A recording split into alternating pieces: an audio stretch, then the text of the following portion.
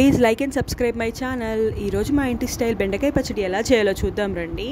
పొయ్యి మీద ఒక బాండి పెట్టుకొని అందులో ఒక టీ స్పూన్ ఆఫ్ ఆయిల్ పోసుకొని మనం కట్ చేసి పెట్టుకున్న మిరపకాయలు వేసుకొని బాగా వేపుకోవాలి. వేపుకున్నాక ఈ మిరపకాయలు ఒక మిక్సీ జార్లోకి తీసుకోండి, పక్కకు పెట్టుకోండి. తర్వాత అదే ప్యాన్లో కొంచెం జీలకర్ర, కట్ చేసి పెట్టుకున్న బెండకాయలు వేసుకొని బాగా మగ్గనివ్వండి.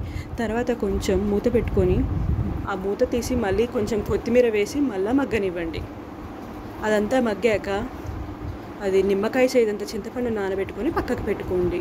తర్వాత ఇదంతా మగ్గాక ఈ జార్లో ఉన్న పచ్చిమిర్చిని దాంట్లో ఒక పెద్ద సైజు ఉల్లిగడ్డ వేసి తర్వాత కొంచెం నానబెట్టుకున్న చింతపండు వేసి కొంచెం ఉప్పు వేసి ఇదంతా మిక్సీ పట్టేసుకోవాలి.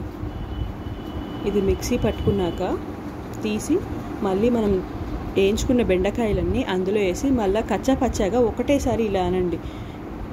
ఇదంతా అయిపోయాక దీనికి తాలింపు ప్రిపేర్ చేద్దాం. తాలింపుకి కొంచెం ఆయిల్ వేసి పోపు దినుసులు వేసి అవి బాగా మగ్గాక దాంట్లో కొంచెం పసుపు, కొంచెం కరివేపాకు వేసుకున్నాక ఇంగుం పొడి వేసుకొని ఆ తాలింపుని బంద్ చేయండి. తర్వాత మనం మిక్సీ పట్టుకున్న పచ్చడి అంతా అందులో వేసేసుకొని బాగా కలిపేయండి.